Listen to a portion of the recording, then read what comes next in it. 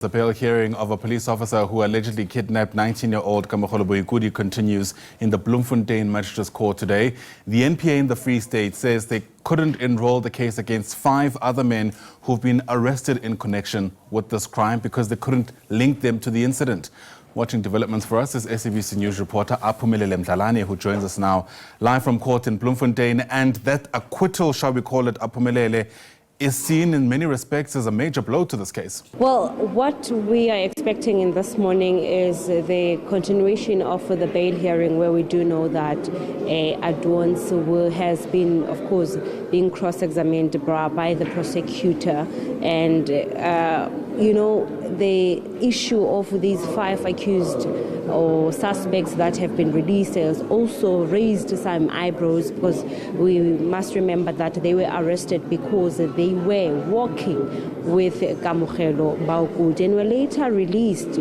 And we do understand from them and the family now that they are threatening to sue the state for wrongful arrest, and they are claiming that they were assaulted in the process, even though Kamogelo Baukudi told the police that these guys actually assisted him in terms of calling the mother on the day, and he indicated to them when, of course, he approached them in the early hours of Friday that I am here, I need your help, please call my mother, do not call the police because police are involved in my abduction. But just to hear more about now this issue of legal arrest and the wrongful arrest, and also that they want to pursue the legal route. I'm joined by the legal analyst. Thank you so much for your time. Now the question here that everyone wants to know is the issue of the suspects that were arrested and were later, released. What does that mean now that they are saying it's wrongful arrest and they want to pursue this matter in a legal manner? Thank you so much. So we have to remember that arrest can take place when the police has a reasonable suspicion. At this stage, there need not even be prima facie evidence against a person to be arrested, but if there's a reasonable suspicion, a person can be arrested.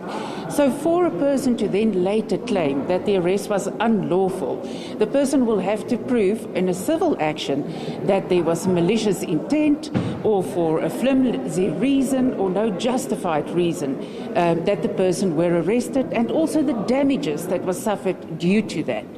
But nothing prohibits the police from arresting suspects in a matter where evidence can come to light, especially at the inception stages of an investigation. But in this matter, interestingly, these people were arrested twice. Because they were arrested on Friday and were released on Saturday, and then they were told to come report to Vepenar police station on Sunday, and they were kept in custody to appear with the intention of appearing in court on Monday. Come Monday, they didn't appear in court. Instead, they were released. What does that mean? It's very difficult to say specifically if one doesn't have all the facts, but one has to remember that the deprivation of liberty is quite a serious situation if you consider Section 12 of the Constitution, that you shouldn't be deprived of your liberty without good and valid reason. But nothing prohibits the police from arresting any person who could possibly be a suspect in a matter, and there's no limitation on the amount of times that a person can be arrested.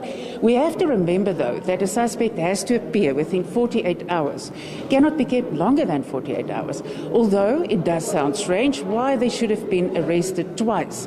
But that is a matter that will be decided on a civil basis, and that is not part of the facts necessarily of the criminal case that is now today before court. Well, thank you so much for your time.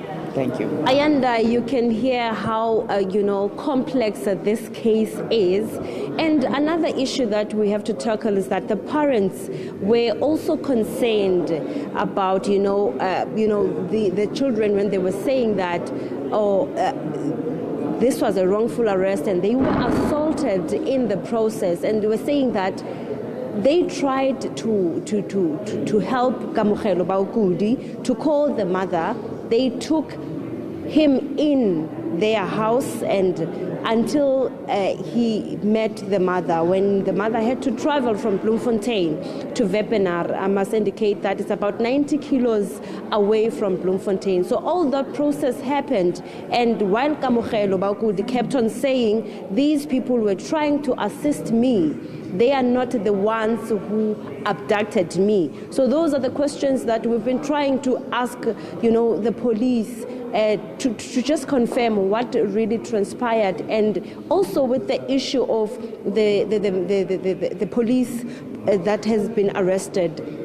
Now, people are asking, we must remember when this incident happened, there were two, a civilian and a police officer that, of course, abducted Kamogelo Baukudi. Now, everyone is asking, where is the second, the civilian person in this matter? Why there's no arrest, in regards to that? And when this police officer appeared on Monday, he did mention that he was not part of the abduction because he only went to work. His shift started at 2 p.m. and he continues, of course, to say that he was not part of this abduction. We will hear more, of course, today, as we're also expecting the investigating officer to, of course, be questioned with regards to this investigation. But we also tried to, reach out to Kamogelo